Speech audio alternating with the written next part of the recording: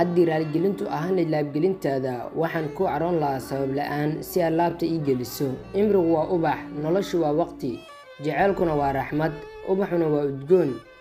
intaas haddaan u qalmo sahroy xusuustaada geli.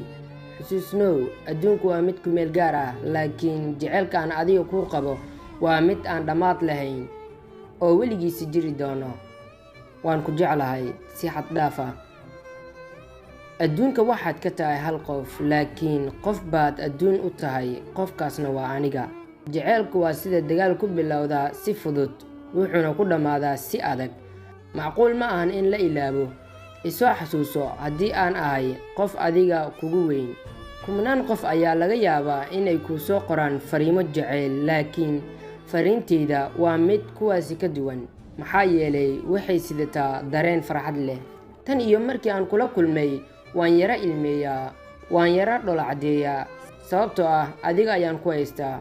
noloshayda waxay joogtaa halka ugu wanaagsan.